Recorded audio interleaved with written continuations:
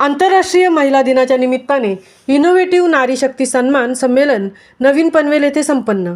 आंतरराष्ट्रीय महिला दिनाच्या निमित्ताने इनोव्हेटिव्ह मानबिंदू प्रकाशन व MVS यांच्या संयुक्त विद्यमाने इनोव्हेटिव्ह नारी शक्ती सन्मान संमेलन नुकतेच रोटरी कम्युनिटी सेंटर नवीन पनवेल येथे मोठ्या थाटामाटात पार पडले।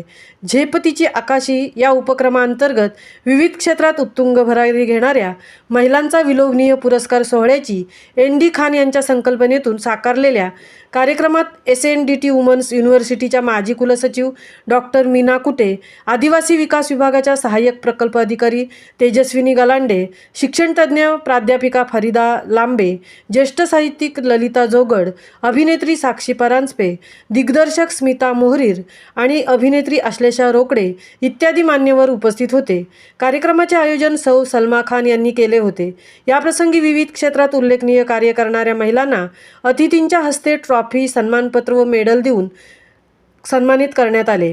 पुरस्कार सोहळ्याचे निवेदन विजयश्री पाटील यांनी उत्कृष्टपणे केले, तर पुरस्कार सोहळ्याचे प्रास्ताविक MVSचे संस्थापक ND खान यांनी केले।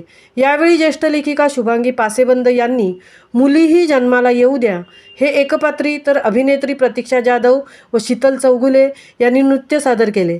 तसेच विद्या डोंबे यांनी गीत सादर करून प्रेक्षकांना मंत्रमुग्ध केले।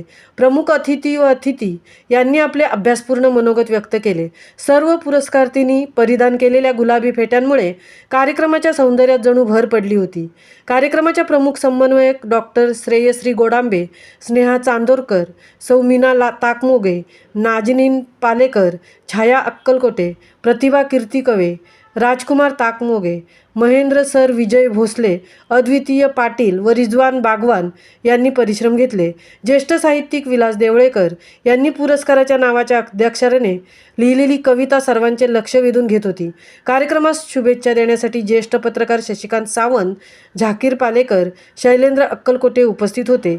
महामुंबईसह मिलिंद खारपाटील, पनवेल।